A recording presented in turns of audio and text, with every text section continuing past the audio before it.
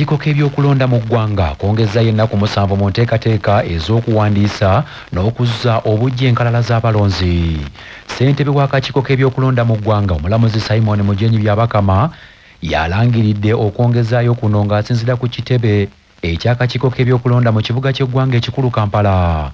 Omulamuzi Byabakama agambye nti ekibawaliriza okwongezaayo by'ebizibu ebiteebereka bye basanze mu kukola omulimu guno omuli okuba n'ebyuma ebikadde bye badde bakozesa okuzza obujja enkalala z'abalonzi ate nga bisukkiridde okufa kyokka nga ate n'ebikozesebwa bikadde era nga tebimala. Nti waliwo ebintu naddala ebyuma bya kalimagezi bino ebitukozesa okukwata oba okuba ebifaananyi n'ebinkumu bya abo abagenda kuwandiisa omulundi ogusooka nti bikadde nga bwe twabanyonyola ebadde bigenda bitawanyatawanya oluusi nga bivaako n'ebirala. Tukizudde nti kibadde kitwala kaseera okukola ku balonzi. Mu lunaku lumu I think waliwo nyagenda ne bangamba nti wano ekyoma kyaffe nga bwe kikola kati tetusuka mu balonzi 20. Naye ng'osanga abantu bali bangi zinyasanga abantu bangi ne banange twagenda tubadde tuwaziganya ebifaananyi ng'osanga abantu bangi bali ku update center ekiwuma kikola mpola kati ne tufuna okwekubira enduulu kuva bantu bangi. Omulamuzi Byabakama agamba nti ennaku zino ze bongezaayo Bannayuganda abatanneewandiisa bakikoze okubawa omukisa beewandiise era ono alabudde Bannayuganda abataakozesa ennaku zino 7 ze babongedde okwewandiisa nti ebyokukuba akalulu mu 2026 babifuuwe mu ng'ombe. Ku nsonga y'abayizi abadda ku ssomero wabula nga tebanneewandiisa, omulamuzi Simon Mujenyi Byabakama agambye nti akakiiko k'ebyokulonda kagenda kukwatagana n'amasomero abayizi abo beewandiise nga basinziira ku ssomero. Twatandika nabo batuwa abaana abazzeeyo mu masomero twaleka wiiki 2 ng'abaana tebandaddayo mu masomero nga bakyali waka. Ekigendera kyali nti abaana bonna baweza myaka 18 nga tebandaddayo mu masomero bagende we beewandiise. Naye banga we bali nti waliwo abaddayo nga tebeewandiisanga ate na bino ebiseera by'okwongezayo kuweewandiisa tebajja bikozesa kubanga bali mu masomero. Tujja gamba abaofiisa baffe abaleyi mu field babuuze ba headmaster oba head teachers mu masomero tumwinayo abaana bammeka abawezeza myaka 18 abateewandisanga nga balonzi abandyetaaza okubeera balonzi. Tusobole okuteekako program y'okutuuka mu masomero ago tulabe nga abaana nabo tubawandiisa. Mu mbeera y'emu omulamuzi Byabakama agamba nti mu nnaku 20 ze bamaze nga bawandiisa abalonzi omuwendo gw'abalonzi gweyongedde okuva ku bukadde 18 n'emitwalo 10 ne badda ku bukadde 19 n'emitwalo 9. Ate abalonzi abakyusizza ebifo mwe bagenda okulondera bo baweredde ddala emitwalo 29 n'omusobyo. Ekibiina kya Forum for Democratic Change oludda olw'Ennajjanankumbi kiwanjagidde gavumenti ng'eyita mu kitongole ekiddukanya ekibuga Kampala ki KCCA okubaako n'ekyekikola ku kasasiro w'ekiteezi gwe bagamba nti yandiddamu okutta abantu nga bwe kyali mu mwaka oguwedde. FDC okwogera bino kivudde ku mawulire agavudde ekiteezi ku lunaku olw'omukaaga nga galaga nti kasasiro yazzeemu okukwata omuliro ekiteeka abantu mu bitundu ebirinaanye kasasiro oyo obulamu bwabwe mu matigga. Mu lukuŋŋaana lwa bannamawulire olutudde ku kitebe kya FDC Nnajjanankumbi, omwogezi w'ekibiina ekyo John Kikonyogo agambye nti ekiseera kituuse gavumenti eyingire mu nsonga z'abantu b'ekiteezi eriirire abo abalinaanye abakuŋŋaanyizibwa kasasiro okwewala ebyaliwo omwaka oguwedde. Gavumenti singa yamukola mu gaasi ng'etaddewo abasobola okukola gaasi Bannayuganda bandibadde bafunamu kinene. Naye katumuka ababukaabi kubanga afuukidde abantu baffe ab'omu kiteezi ate abafuukidde ekiteezi okulaba nti bakola ki batandise okwerekera obulamu bwabwe ate obudde bwonna asobola okubookya. Abamanyi eby'okuzikiriza omuliro badde bagamba nti ekisinga obulungi okuzikiriza gaasi si kumuyiwako mazzi naye kumuyiwako ttaka. Naye ettaka lino kyazuuliddwa City Council terina byuma ate besobola kuyisaako ttaka ze tuyita conveyor okuzikiriza omuliro ogwo. Tusaba bekikwatako ne gavumenti era nti ekintu kino ekikolako mu bwangu waliwo bannaffe Bannayuganda abakyali okumpi n'ekiteezi obudde bwonna obulabe bulowooza obbatuukirira.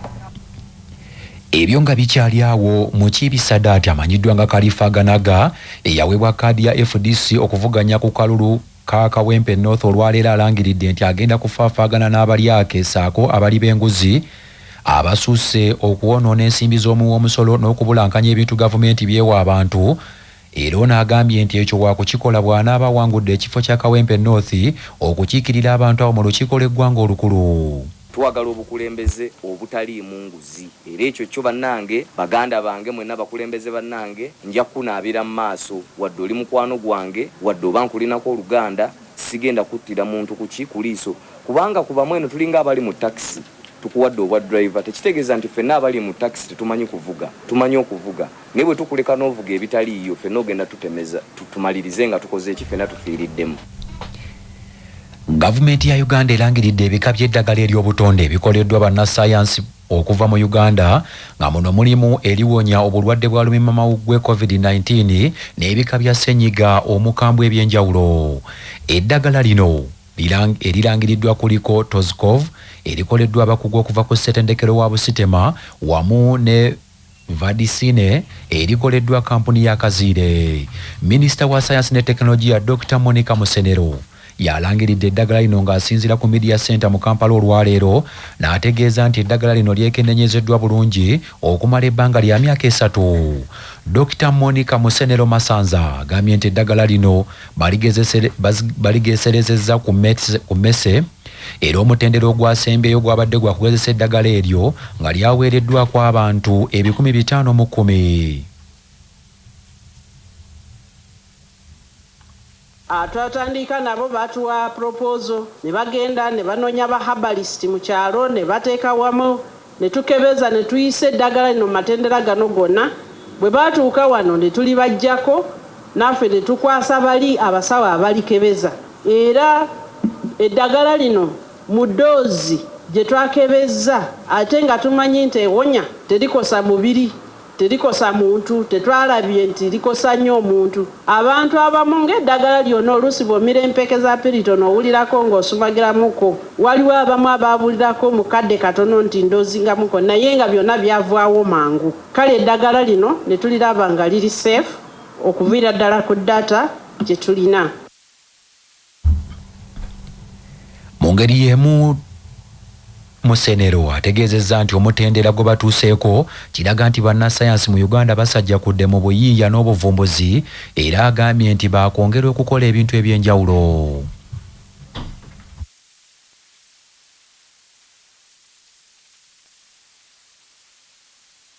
Njagala okwebaza bannayuganda mwenna okutuwa obuwagizi naye ng'okusinga njagala okwebaza abantu bano 510 abagamba nti ffe katweweeyo batugezesezeeko participants all over the country. I want to thank you kubanga abantu bano bajjanga ne tubasaba tukoze kino mujjo mulina okukkiriza bw'otatukkiriza tetumuteeka mu study alina okutuwa olukusa.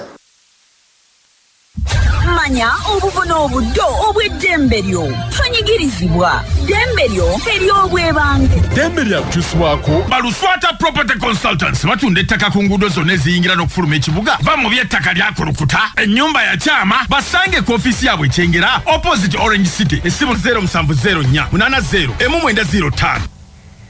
Omuntu yenna atwaliddwa mu kkooti alina eddembe okusaba omulamuzi okumuvuunulira obujulizi obumuweereddwako nga munnamateeka Nathan Kagezi Kasozi bw'annyonnyola.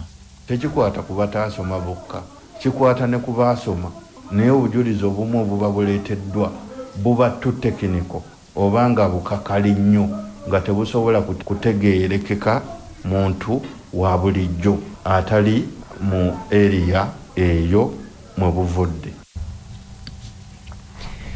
Poliisi ya Uganda etandise omuyiggo ku basomesa abaalabiddwako mu katambi akasaasaanidde ku mikutu emitimbagano nga bakuba omuyizi emiggo nga bakozesa waya z'amasannyalaze nga bino byabaddewo mu disitulikiti y'Entungamo. Omwogezi wa poliisi mu ggwanga Lusoke Kituuma asinzidde mu lukungaana bannamwere ku kitebe kya poliisi e Naggulu n'alabula abasomesa okwewala okutulugunya abayizi n'okubakuba emiggo nga bakuba ekyokuttale. Kituuma agambye nti bano baakuvunaanibwa mu mbuga z'amateeka olw'ekikolwa ekyettima era ekyekko kye baatuusizza ku muyizi. Akatambi ako twakagoberedde era ne tugulawo omusango ku basomesa abo nga naye we twogerera abasomesa bakyadduse naye nga tujja kubakwata naye nga okulabula kwe twagala okuwa abantu is that omulembe gw'okukuba abaana ku masomero embooko ng'omulembe gwaggwawo dda ne mu mateeka ga Uganda okukuba omuntu n'embooko ezo corporal punishment tetuyita corporal punishment kiri unconstitutional era abo tugenda kubatwala mu mbuga z'amateeka. Ebyo nga bikyali awo poliisi egambye nti omusirikale waayo ASP Samuel Ogwang eyalabiddwa mu katambi nga yeefuula omukazi mu ggwanga lya Australia ti ono yali yadduka dda mu poliisi ya Uganda. Omwogezi wa poliisi Lusoke Kituuma agambye nti ono tabawangako kiwandiiko kyonna ekiraga nti yali avudde mu poliisi era nti ono waanaaba akwatiddwa bwakuvunaanibwa. ASP Samuel Ogwang yadduka mu poliisi na genda mu mawanga ga wabweru tubadde tulaba ebifaananyi nga bigamba nti kati yafuuka mukyala naye ffe bwe twali twalikulutinga musajja oba yafuuka mukyala tetumanyi naye paka nga of course ne tumala tumufuna tumugulako omusango gwa desertion. Obulamu bwe bugagga kutuusibwako Rwenzori Minowota geefunire olwaleero amazzi ga Rwenzori agajjudde ebirungo by'obutonde okuva mu maka ga Rwenzori kampuni ya Coca-Cola. Dr. Mpungu Kasimu annyonnyola obubonero kw'olabira ensigo z'omuntu endwadde. Yazibikidde nabwo bulwadde era bw'ogenda mu ddwaliro bw'ojja tulina kye tuyita glomerular filtration rate engeri gy'esengejja okukola omusulo tupima amaanyi gaayo agasengejja gajja ganafuwa n'ejjanga ezibikira era abalwadde bangi abalina kye tuyita kidney failure oba blockage ng'ensigo yazibikira tekyasengejja ng'omusulo tegujja atuuka mu kiigo n'afuisa olw'okuba yeekola omusulo eba tekoze musulo gwo gumala kubeera nti gusobola okufulumizibwa wabweru. Ensigo yeemanyi okukola obuyinja. Obuyinja obwo mu mubiri gw'omuntu buba mu bintu eby'enjawulo waliwo obubeera mu gallbladder tulya nnyo chemicals ebintu ebifuuyiddwako ebyo bwe bituuka munda ne byegatta n'ebirungo ebirala ne bikola obuyinjayinja obwo ensigo n'ebeera n'obuyinja.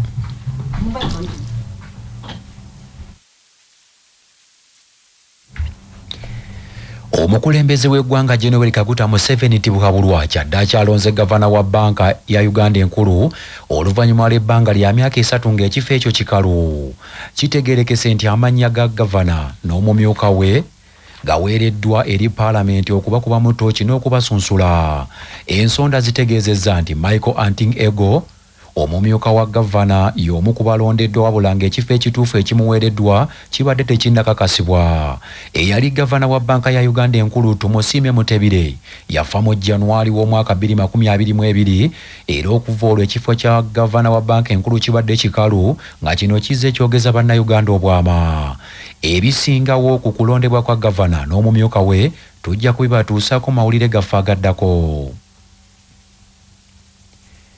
Abakulembeze mu ggombola y'e Kawempe batadde omukono ku kiwandiiko ekiyimiriza abantu abamanyiddwa ng'aba Rapid Response Unity RUU nga kigambibwa nti bano badde basusse okutulugunya bannakawempe naddala abasuubuzi. Omusasu waffe Ssekajiji Augustus abaddewo. Bino byogeddwa Meya wa Kawempe Division Emmanuel Sserunjojo ow'eddembe mu lukuŋŋaana lwa bannamawulire oluyingidde ku kitebe kya Kawempe Division nga wano Meya waasinzidde n'ategeeza nti abakozi ba Rapid Response Unity balabizza bannakawempe ennaku etagambika nga bayita mu kubakuba n'okubawambako emmaali yaabwe oluvannyuma ne babakanda ensimbi okugibaddiza wabula ate kati babadde batandise n'okuggalawo amasomero nga kwotadde n'amalwaliro ekintu ekitabudde nnyo abakulembeze b'e Kawempe. Wano Meya waasinzidde n'asaba abantu ab'enjawulo abatwala ekibuga Kampala okutaasa bannakawempe ku bannatagambwako bano. So kopi njiwaddeko Minister wa Kampala, njiwaddeko Lord Mayor w'ekibuga Kampala, nenjiwaako Idi w'ekibuga Kampala era ne Director Legal ne IGP. Kibampeesezza